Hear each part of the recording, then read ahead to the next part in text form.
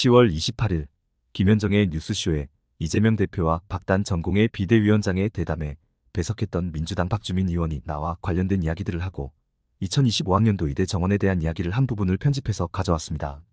같이 보시죠. 지난 주말 민주당 이재명 대표가 대한전공의협의회의 박단 비대위원장과 비공개로 만나서 도대체 어떤 이야기들이 오갔는지 2025학년도는 어쩔 수 없지가 아니고 그것도 철회해야 된다. 왜냐? 현재 한 학년이 3,000명인데 내년도에 1,500명을 더 뽑으면 한 학년이 4,500명이 되는 거고 여기다가 올해 휴학했던 1학년이 내년에 들어오면 7,500명이 된다. 네. 그러면은 2.5배 늘어난 학생을 교수들이 가르칠 수 있는가? 이거는 교육의 질 저하로 이어지는 거고 그 학년은 그대로 10년을 갈 텐데. 네. 정부는 26년도 정원은 원점에서 재검토 가능하다는 입장이에요. 예. 자, 그러면 25년도 정원을 그렇게 대폭 늘려놨어요. 음. 근데 26년에 다시 원점이 돼요. 그럼 뽑아놓은 교수, 늘려놓은 강의실은 어떻게 되고 구입한 기자재는 어떻게 됩니까? 4,300억? 4,800억을 내년에 쓴다는 거예요. 예. 그러니까 돈을 그렇게 쓰면 되나요? 국민 세금을? 근데 이제 완전히 불가능한 거냐, 뭐 조금이라도 조정하는 게 불가능한 거냐, 그건 좀 다른 문제라고 생각을 해요. 그러니까 제가 알기로는 예. 의대도 의대생들 모집하면서 예. 여러 가지 사정상 정원의 규모에 변화가 있을 수 있다는 걸 미리 공지하고 있고, 아, 모집하면서? 예, 매년 그래갖고 또 매년 실제로 발표한 숫자만큼 뽑진 않았다는 거예요. 아, 그래요? 예. 지난 주말 민주당 이재명 대표가 대한전공의협의회의 박단 비대위원장과 비공개로 만나서 의료대란 해소를 위한 여야 의정협의체 참여에 대해 논의를 했습니다. 1시간 30분 정도 면담을 했다고 하고요. 배석자는 박주민 의원이었는데 도대체 어떤 이야기들이 오갔는지 의료대란 해소의 어떤 실마리는 좀 찾아졌는지 오늘 직접 듣고 싶어서 모셨습니다. 민주당 박주민 의원 어서 오십시오. 네, 안녕하십니까. 네, 민주당에서 먼저 좀 만나서 네. 이야기하자. 네. 분위기 어땠어요? 1시간 반?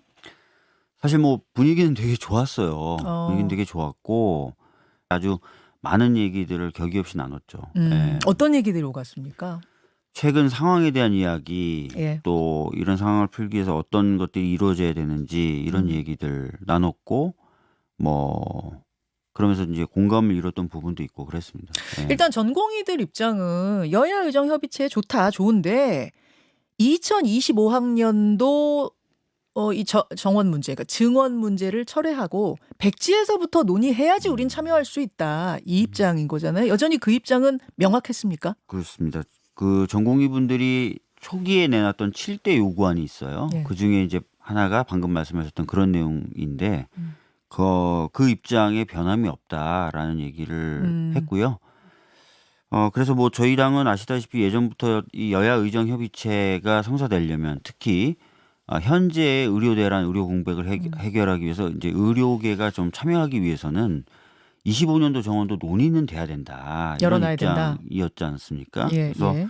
우리도 논의는 하자는 입장이다. 뭐 이렇게 얘기하면서 이제 그런 부분에 일정 정도 공감대를 이뤘고요. 참고로 제가 말씀을 드리면 예. 많은 분들이 잘 모르시던데 여야 의정협의체에 참여 의사를 밝힌 대한의학회나 의과대학, 의학전문대학원 협회 네. 있지 않습니까? 예, 근데 참여하겠다. 이 단체들도 예. 사실은 25년도 정원을 논의해야 된다는 입장이에요. 아, 그래요. 예, 논의해야 된다는 입장이고 최근에 이제 의대생들이 휴학 신청을 하는 걸 받아들여줘야 된다. 이게 해결돼야 논의를 할 수 있다는 입장이에요. 그러면 지금 참여하겠다고 발표했지만 확정이 아닌 거예요, 그분들도? 그러니까 실제로 이분들이 발표한 입장문에 보면은 예. 5가지 요구사항을 거는데 예. 이런 것들을 해결을 요구하고 있어요. 아, 그러면은 그 교수님들 단체 한 두 곳은 참여하겠다 했던 것도 아직 100%는 아닌 거예요. 그러니까 정부의 태도 변화가 필요한 상황인 거죠. 아하. 민주당도 2025년 증원 문제부터 다 열어놓고 논의해야 된다, 공감한다 말씀하셨는데 네. 그러니까 전공의들 주장 다시 한번 정리해보면 여러분 이런 겁니다. 2025학년도는 어쩔 수 없지가 아니고 그것도 철회해야 된다. 왜냐? 현재 한 학년이 3,000명인데 내년도에 1,500명을 더 뽑으면 한 학년이 4,500명이 되는 거고 여기다가 올해 휴학했던 1학년이 내년에 들어오면 7,500명이 된다. 네. 그러면은 2.5배 늘어난 학생을 교수들이 가르칠 수 있는가? 이거는 교육의 질 저하로 이어지는 거고 그 학년은 그대로 10년을 갈 텐데 네. 이걸 어떻게 할 건지 이 문제인 거잖아요. 그렇죠. 그리고 좀 이해가 안 되는 부분도 있는데 정부는 26년도 정원은 원점에서 재검토 가능하다는 입장이에요. 예, 예. 자, 그러면 25년도 정원을 그렇게 대폭 늘려놨어요. 음, 근데 26년에 다시 원점이 돼요. 음. 그럼 뽑아놓은 교수, 늘려놓은 강의실은 어떻게 되고 구입한 기자재는 어떻게 됩니까? 4,300억? 4,800억을 내년에 쓴다는 거예요. 아, 그래요? 그럼 내년에 4,800억 정도 되는 돈을 부어놨어요. 어허. 근데 26년도에 원점 재검토야. 어. 그럼 4천 몇백억 원 어디 가는 거예요? 예. 그러니까 돈을 그렇게 쓰면 되나요? 국민 세금을? 자, 그러니까 그 지금 민주당 박주민 의원이 말씀하시는 것도 뭐 이해가 되고 네. 전공의들 입장도 이해가 돼요. 아니, 갑자기 초등학교도 30명 있던 한반이 75명이 되면 선생님들이 가르칠 수 없는데 이제 선생님을 뽑는다는 거예요. 그리고 예? 선생님을 이제 뽑는다는 이제 거예요. 뽑는다. 그다음 강의실도 이제 늘리기 시작한다는 그래서 거예요. 나눈다. 근데 그 이해가 돼요. 참 네. 그게 말이 되는가? 뭐 그래가지고 이게 제대로 된 의사가 나오겠는가? 이해는 되는데 문제는 그런 것들이 대학 입시가 절차가 시작되기 전에 충분히 논의가 됐었어야 되는데 이미 수시 접수 끝났고 지금 17일 후면은 수능 봐야 되거든요. 네. 그럼 아무리 전공의들의 문제 제기가 일리가 있다고 해도 현실적으로 이미 시작된 대학 입시를 되돌릴 수가 있는가? 이건 어떻게 보세요? 그러니까 그런 부분에 대한 가능성 이런 부분이 높지 않고 어려움이 있다는 거는 저희들도 알고 있어요. 예, 예. 근데 적어도 논의 테이블에 올려서 논의하겠다. 이래야 상대방이 들어오는 거지. 절대 논의할 수 없다거나 최근에 좀 많이 유연해졌다고는 하지만 정부가 논의는 하지만 불가능하고 논의는 하지만 변화는 없다. 예, 예. 이러면 아예 논의 테이블이 안 열리는 거잖아요. 아니 근데 또 그 말씀도 맞는데 네. 또 한편으로 보면은 어차피 안 될 게 명확하나한데 되는 것처럼 일단 열어놓을게 하고 들어오라고 하는 건 거짓말 아니냐 또 이렇게 얘기할 수도 있는 거 아니에요? 아니 뭐 모르겠습니다. 그 가능성이 제로인지 1%인지 5%인지 논의를 해봐야 저희들은 정확히 알 수 있다고 생각합니다. 근데 무조건 정부는 지금까지 계속 안 된다라고 해왔고 지금도 여전히 똑같은 태도라서 대화의 상대방이 보기에는 대화할 자세가 없다고 보겠죠. 예, 예. 그리고 심지어 정부가 얘기하는 26년도 정원 조정도 믿을 수 없다고 생각하겠죠. 그렇지 않겠습니까? 26년도도, 예, 6학년도도. 예. 사실 제일 아쉬운 거는 그러니까 대학 입시 절차가 시작되기 전에 논의 테이블이 열렸어야 돼요. 그래야지. 저희는 사실 무지하게 노력을 해왔죠. 무지하게 노력을 해왔고 정부한테도 설득을 하고 예, 예. 제가 어제 기자님들 몇몇 분이 전화 주시길래 제가 막 하소연을 막 했는데 예, 예. 마치 민주당이 여당인 것 같다. 정부도 설득하고 의료단체도 설득하고. 근데 지금 보면 국민의힘 내부에서도 의사가 정리가 안 되고 국민의힘이 또 정부도 설득 못하고 이런 상황이 계속 벌어지면서 시간이 갔던 거 아닙니까? 자, 만약 2025학년도 정원까지 열어놓고 하자는 게 이제 설득이 돼서 논의 테이블이 열린다고 하면 박 의원님 진짜로 지금 대학 입시 시작된 상황에서 이게 어떤 대안들이 있긴 있습니까? 좀 고민해 보셨을 것 같아요. 어떻게 할 것인가? 사실 이제 시간이 많이 지나가고 있고 예. 그래서 말씀하신 대로 굉장히 어려워져 가고 있는 상황이에요. 예. 근데 이제 완전히 불가능한 거냐, 뭐 조금이라도 조정하는 게 불가능한 거냐, 그건 좀 다른 문제라고 생각을 해요. 그러니까 제가 알기로는 예. 의대도 의대생들 모집하면서 예. 여러 가지 사정상 정원의 규모에 변화가 있을 수 있다는 걸 미리 공지하고 있고 모집하면서 예, 매년 그래갖고 또 매년 실제로 발표한 숫자만큼 뽑지는 않았다는 거예요. 아, 그래요? 예. 그리고 지금도 역시 변화가 가능하다라는 걸 학부모들이나 수험생들이 알리면서 모집을 하고 있고 그래서 뭐 모르겠습니다만 정확하게 뭐 어느 정도인지 모르겠습니다만 네. 과연 제로냐 정부가 아니다. 얘기하는 것처럼 완전히 제로냐 완전히 다 막힌 거냐 그런 부분은 또 아닐 수도 있다. 예를 들면 수시로 한 지금 뭐 절반 뽑고 정시로 절반 뽑는다고 하면 수시 모집은 이미 접수를 했으니 그건 그대로 뽑고 정시를 뭐 안 뽑는다든지 이런 것도 가능하다고 보세요? 뭐 여러 가지 방법은 있겠죠. 근데 이 부분은 논의를 해봐야 나오는 거잖아요. 알겠습니다. 지금 그러면 그 여야 의정협의체의 의대 교수들이 일부 참여하기로 한 것도 100%는 아니라고 지금 민주당에서는 보고 계시는 건데 아니 100% 아니라고 하는 게 아니라 그분들 입장문이 그렇게 돼 있어요.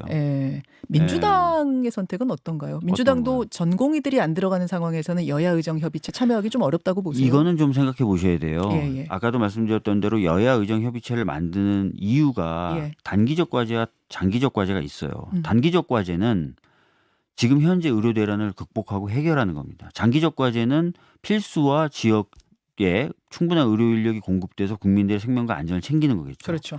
자, 그럼 단기적 과제든 장기적 과제든 특히 단기적 과제를 해결하기 위해서는 의료인들의 복귀, 특히 전공의들의 복귀가 반드시 필요합니다. 자, 근데 의료계도 보시면 아시겠지만 입장차가 있고요. 예. 그렇기 때문에 의료계들도 좀 설득을 해가지고 들어오게 만드는 과정이 필요하고 예. 또 그러기 위해서든 아니면 앞으로의 논의를 위해서든 정부도 좀 설득해서 태도를 바꿔야 되는 부분이 있어요. 그걸 지금 누가 하고 있습니까? 누가? 여당이 하고 있나요? 아니면 민주당이 하고 있어요. 민주당이 계속 의료단체들 만나고 있고요. 아까 말씀드렸던 대로 장관, 차관, 대통령실한테도 전화해요, 제가. 박 의원님이 예. 나서서 지금 중재하고 계세요. 하고 얘기하고 계속 설득하고 좀 해달라고 하고 하고 있어요. 통 안 돼요, 근데? 예, 잘 안 안 돼요? 돼요. 안 돼요? 예. 야, 근데 이런 어떤 분위기와 상황을 만들지 않고 한두 단체가 들어가면 의료계에서 너희들 왜 들어가냐고 서로 또 비판하는 상황이 벌어지고 안에서 있어요. 또 싸움이 나죠. 예. 예. 전체적으로 만들고 전체적으로 조율을 해야 되는 상황이에요. 자, 그럼 정리하자면 네. 전공의 단체가 설득이 안 된다면 민주당도 협의체에 합류하는 거는 큰 의미 없다. 그렇게는 안 들어갈 거다. 상황을 만들고 하는 게 중요하지. 지금 예. 단계에서 민주당도 들어갔다. 나머지 의료계 단체 결단해. 이게 과연 문제 해결에 지금 당장 큰 도움이 될까요? 누군가는 계속 말하고 설득하는 작업이 필요합니다.